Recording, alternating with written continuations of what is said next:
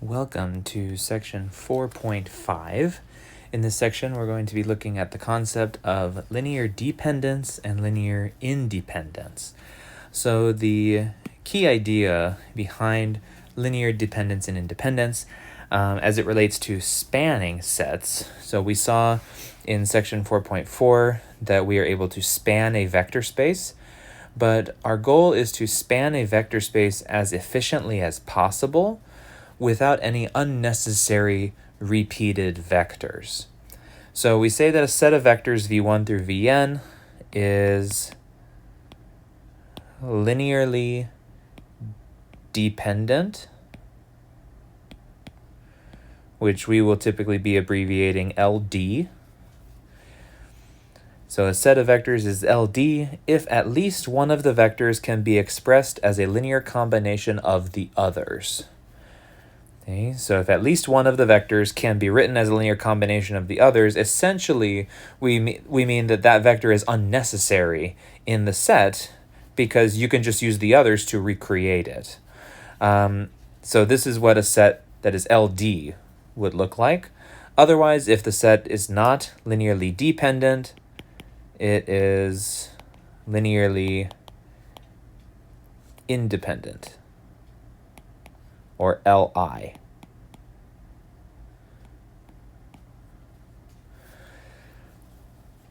So an Li set is one that you cannot create any of the vectors as a linear combination of the others.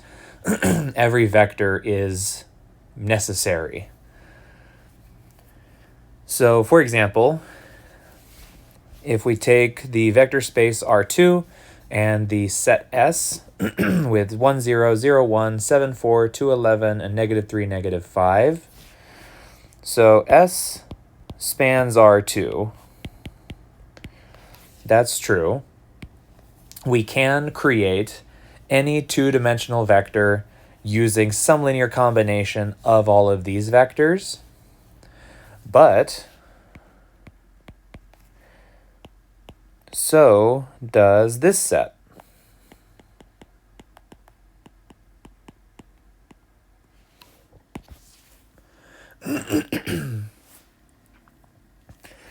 If we were to take this set with 1, 0, and 0, 1, we could create, using a linear combination, any vector we want in R2, simply by knowing its first component and its second component. And these vectors can also be used to recreate all of these other vectors.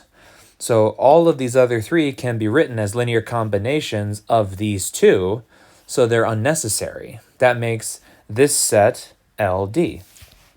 So all the other vectors in S are linear combinations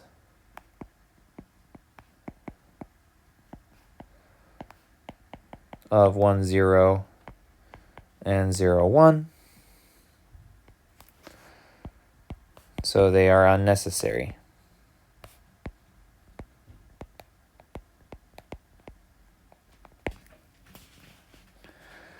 So thus,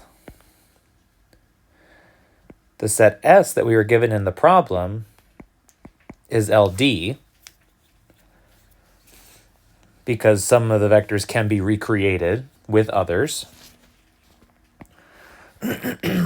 But that set, that shortened set of 1, 0, 0, 1, this set, we cannot create one using the other, right? I can't multiply this 1, 0 vector by a number and make it turn into this number, right, into that vector. So this set is Li, whereas the original one was LD. A couple more quick examples here.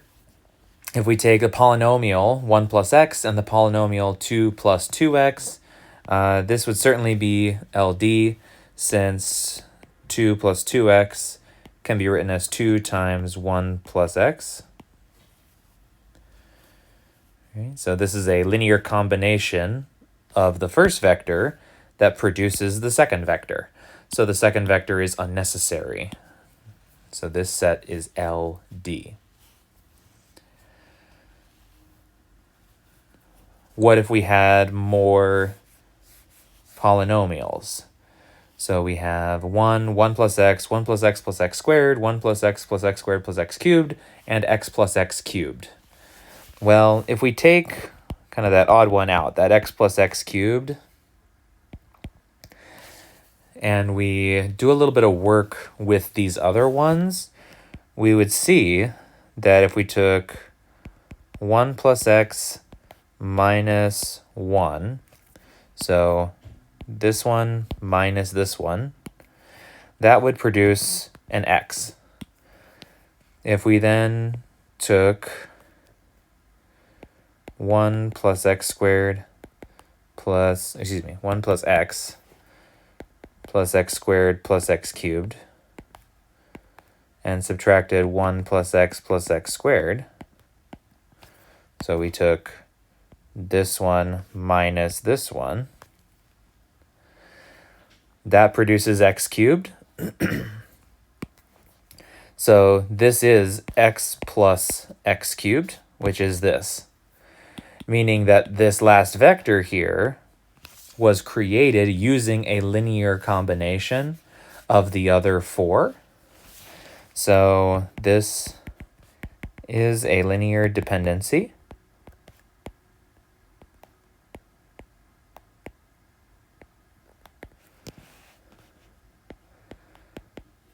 So the set is LD.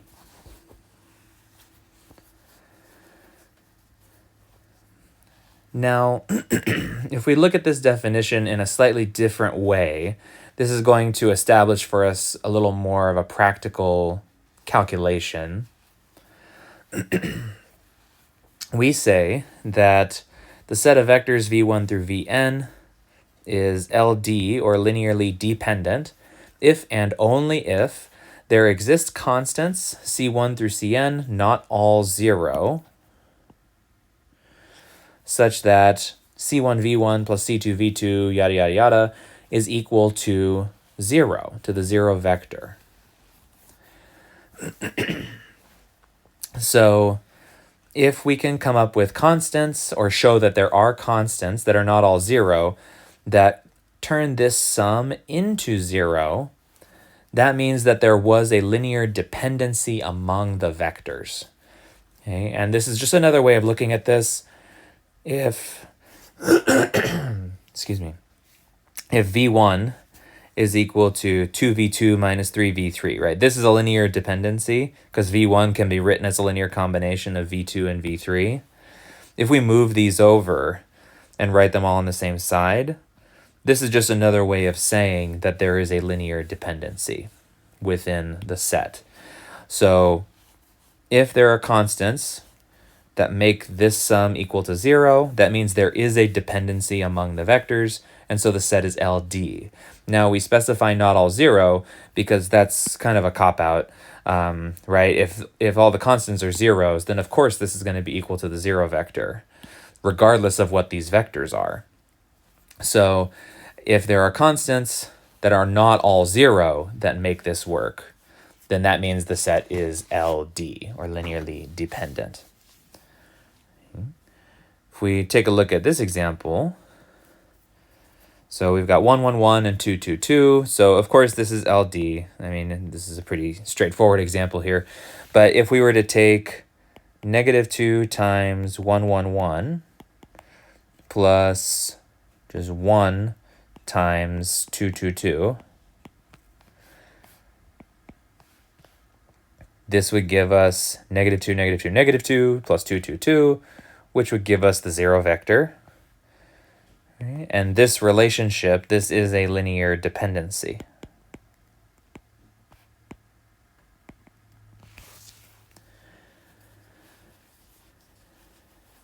So the fact that these constants exist that are not all 0, that create this relationship, that means that there's a dependency among them. We can also rephrase this to put this in terms of Li. So we say that the set of vectors is Li, linearly independent, if the only solution for those C values in this equation is that they are all 0. So if there's no other way to make this equal 0, if the only way that we could possibly make this 0 is by just making the constants 0 themselves, that means there is no linear dependency, so the set is Li. So let's take a look at this example here. So we've got 4 vectors. Is this set Li or LD? So we create a linear combination. So C1, 1, 1, 0, 0, C2, 0, 1, 1, 0, plus C3, 0, 0, 1, 1, plus C4, 1, 0, 0, 2, equals the 0 vector, which in this case we're looking at R4. So that's that 0 vector. The question is there a solution for C1, C2, C3, and C4 other than just making them all 0 that would make this equation work? Okay. So the way we would do that is very similar to the way that we worked with spanning sets in the previous section. We would distribute the constants into everything. We would set up a system of equations, and we would augment all of that into a matrix.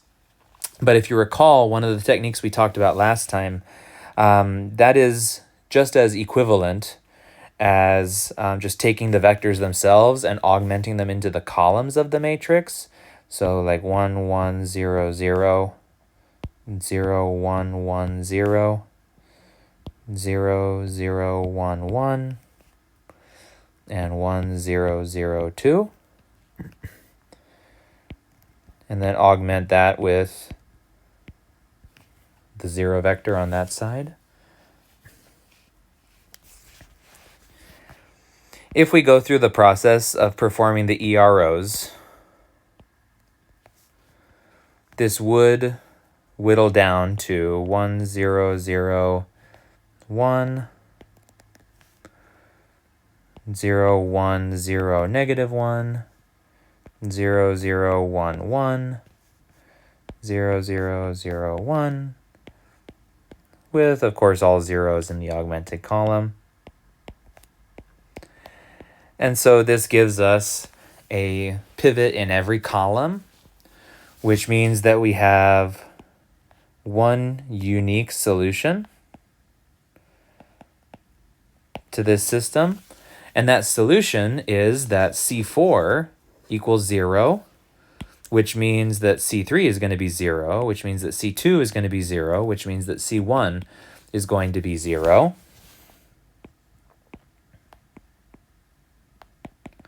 So C1, C2, C3, and C4 all must be equal to 0. So the only way to make this linear combination 0 is by making the constants all 0. And that is precisely how we define a linearly independent set, or Li set. So this set of vectors is Li. There is no dependency among any of those 4.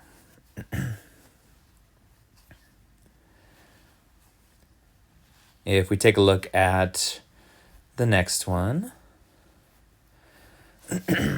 we have the same idea here. So we have, C1, 1, 0, 1, 2, plus C2, negative 1, 1, 2, 1, and C3, 2, 1, 5, 7. And these would all add up to the 0 vector, which in this case is the 2 by 2 0 matrix. So again, we could distribute the constants, equate by component, and then set up the system of equations and put it all into a matrix. Or we can go ahead and just augment the terms into the columns of the matrix to begin with. The order in which you do this doesn't necessarily matter as long as you're consistent. So the 1, 1 components should all line up. The 1, 2s, the 2, 1s, and the 2, 2s should all line up with each other. Don't mix and match. So I'm going 1, 2, 3, 4 down the column. So 1, 0, 1, 2, negative 1, 1, 2, 1, 2, 1, 5, 7, augmented with all zeros.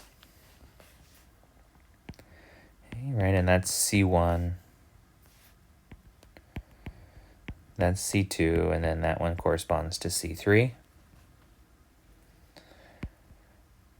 If we perform the EROs necessary to row reduce this, it whittles down to 1, negative 1, 2, 0, 1, 1, 0, 0, 0, 0, 0, 0, with all zeros in the augmented column. So we only get we only get 2 pivots this time. This free variable for C3, so the free variable implies infinite solutions.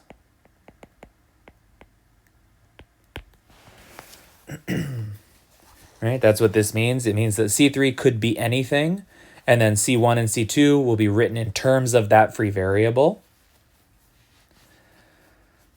So because they're infinite solutions, that means that C1, 2, and 3, in this case, being equal to 0 is not the only way to make these add up to the 0 vector.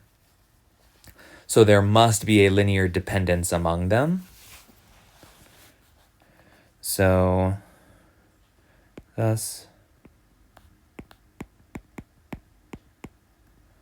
the set is LD.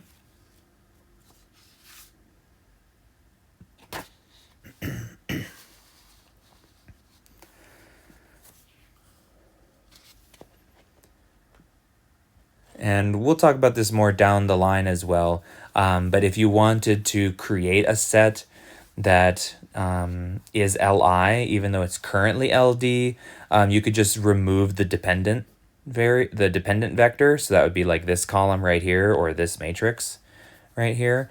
So in the way that this is set up, right, this one can be anything, and the other two will always be written as a combination to create the third. So if we removed those two, or excuse me, if we removed that last one, these two would be all that we need for an Li set.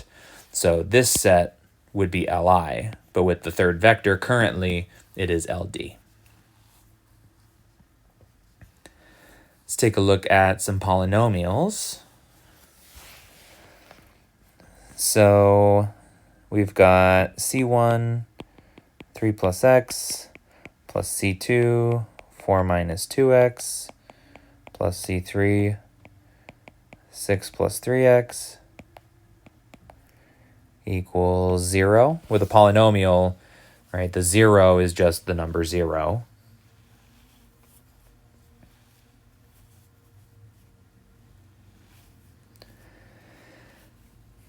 If we go ahead and we can do a little rearranging of this if we wanted to, like do it by power. So put the constants together, put the x's together. This would be 3c1 plus 4c2 plus 6c3 plus c1 minus 2c2 plus 3c3 times x equals 0. So essentially that would give us these two expressions that would need to be equal to 0 in order for us to have linear dependence. Now when we're setting up the matrix here, You can use these, like just take the coefficients and put them into the rows, but we really didn't even need to do that because you can take these components from the polynomials and put them into the columns of the matrix, just like we saw with the other examples. And again, it doesn't matter the order you do them in as long as you're consistent. So I would do like x and then constant. So that would be 1x and 3, -2 and 4, 3 and 6, augmented with 0. And as you can see here, right, 1, -2, 3, that's this one, and 3, 4, 6, that's this one. Okay, so either rationale will produce the same result. If we perform the EROs in this case, we get 1, -2, 3 with 0, and 0, 10, -3 with 0. So it gives us some fractions and stuff, but the bottom line is that we have a pivot in the first column, a pivot in the second column,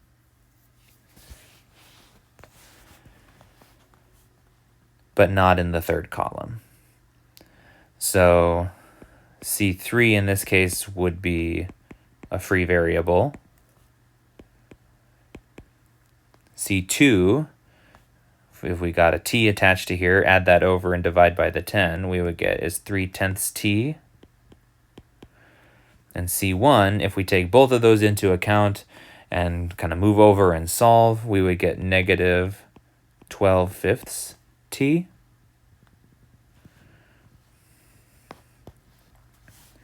But the bottom line is we do have infinite solutions here.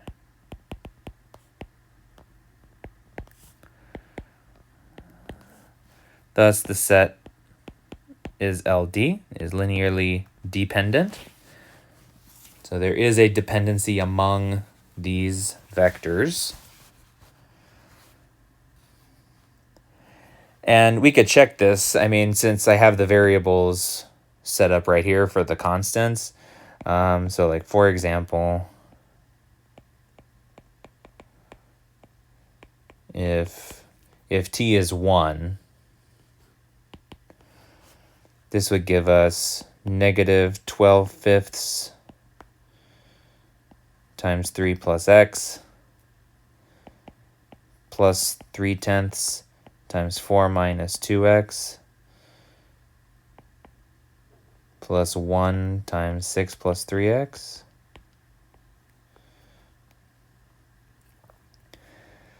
If we were to distribute all of this out, combine like terms, do all of that stuff, this result would equal 0.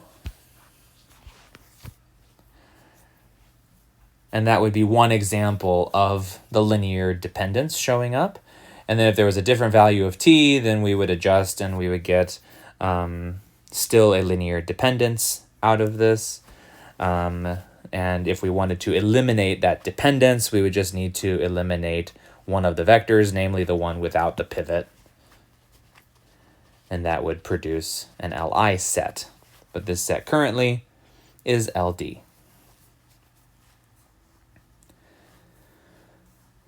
Next up, we're going to take a look at a couple of proofs here. So prove if the set of vectors u, v, w is Li, show that the set of vectors u plus v, u plus w, and v plus w is also Li. All right. So we know that this set is linearly independent. We're trying to show that this one is also. So assume that C1 times u plus v plus C2 u plus w plus C3 v plus w equals the 0 vector.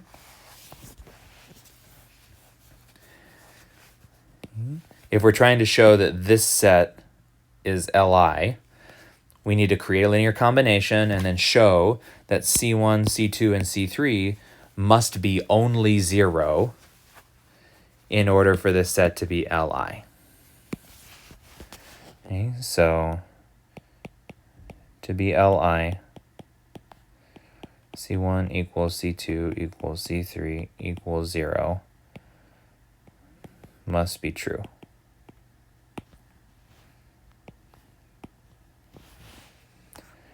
All right. Now, what I'm going to do is we know information about UVW. We know that that set is Li. So I'm going to rearrange this a little bit and regroup based on vector. So I'm going to have all of the U's together, the V's together, and the W's together. So we're going to have C1 plus C2 U. So that's these two. Plus, with V's, there's a C1 and a C3. So C1 plus C3 V plus C2 plus C3 W equals 0.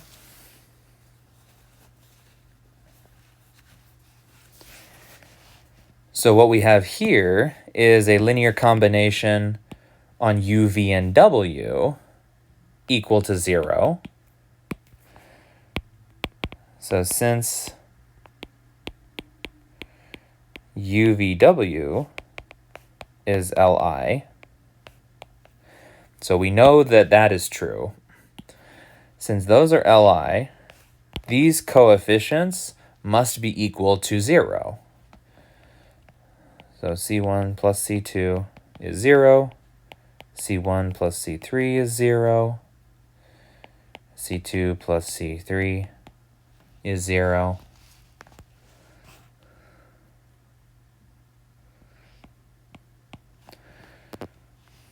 So if we take a look at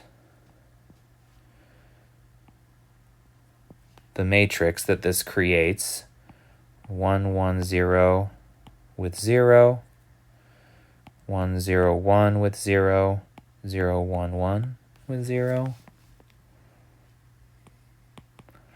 If we perform the EROs, this gives us 1, 0, 1, 0, 1, negative 1, and 0, 0, 1.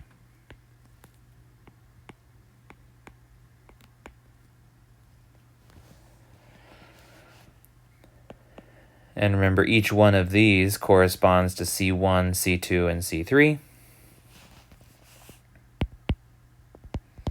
Thus, C1, C2, and C3, by this system, must all be equal to only 0, which, if we go back to our original statement up here, in this linear combination, if we can show that C1, C2, and C3 must all be equal to 0, that means that the set is Li, and that's exactly what we just showed. So, therefore, the set U plus V, U plus W, V plus W is Li.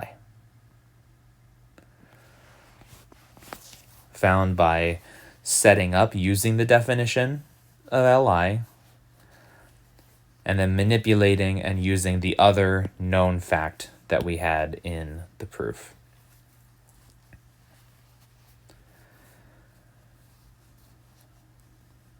Next up here, prove if the set V1, V2 is Li and V3 is not an element of the span of V1 and V2. So in other words, V3 cannot be made using a linear combination of V1 and V2, then V1, V2, V3 is still Li. So we're going to assume, we're trying to show that this is Li, so we're going to set up the linear combination. So assume C1, V1 plus C2, V2 plus C3, V3 equals 0 vector.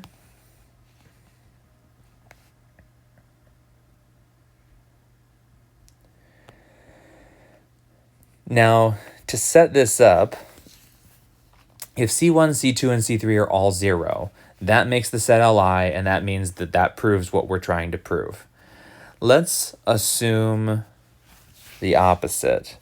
So if C3 is not 0, so if C3 is not 0, let's see what happens. V3 would be equal to, we could subtract both of these over, and then we could divide by C3. So we would get 1 over C3 times negative C1 V1 minus C2 V2.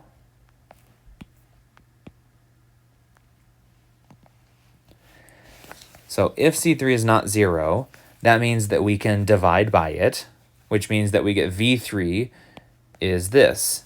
The problem is this is a linear combination, right? C3 can multiply into both of those, and you get a linear combination of V1 and V2. But if V3 can be written as linear combination of V1 and V2, then V3, by definition, must be an element of the span of V1 and V2.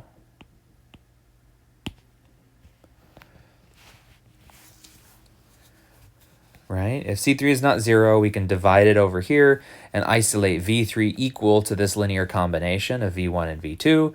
So V3 would be in the span of V1 and V2. But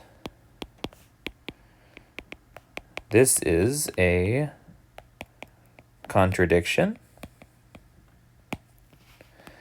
because we know at the beginning of the problem it's established V3 is not an element of the span of V1 and V2. Thus, C3 must be equal to 0. If C3 is 0, this means C1 V1 plus C2 V2 plus 0 equals the 0 vector. And we already know that the V1 V2 set is Li, which means that for this linear combination, because this set is already Li, C1 and C2 must be 0. So since V1 and V2 is Li, C1 and C2 must be equal to 0.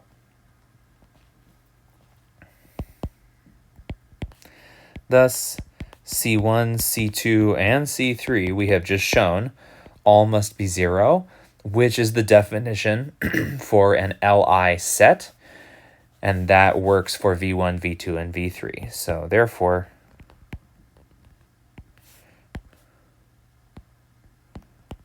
the set V1, V2, V3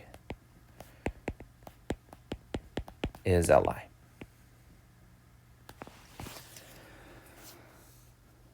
And that brings us to the end of section 4.5.